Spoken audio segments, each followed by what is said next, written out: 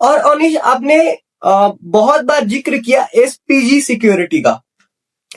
तो राहुल गांधी के पास पहले भी वही सिक्योरिटी थी, अगर आपको मालूम होगा, और फिर उसको हटा के सीआरपीएफ को लगाया गया। तो क्या इसके लिए ये किया गया था कि राहुल गांधी को ट्रैक करने में जो सत्ता पक्ष के लोग हैं उनको ज्यादा आसानी होगा, इसलिए एसपीजी को हटा के सीआरपीएफ को लगा दिया, या कुछ आप इसको कैसे देखते हैं? इसका क्या कारण हो सकता है?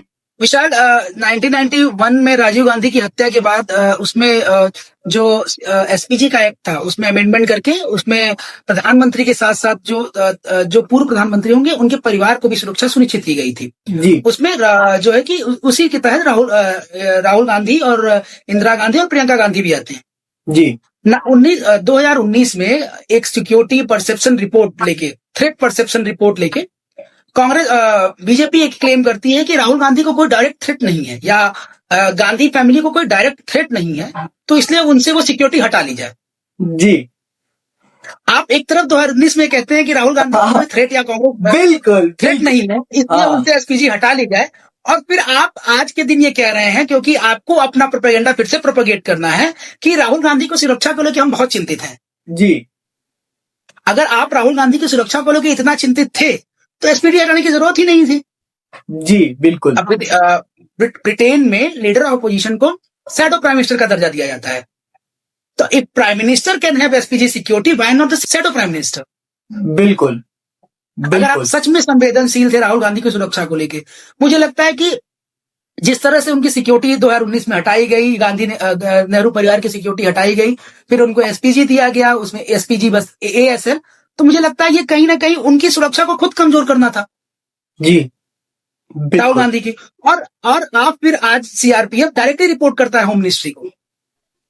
CRPF is a body under home ministry.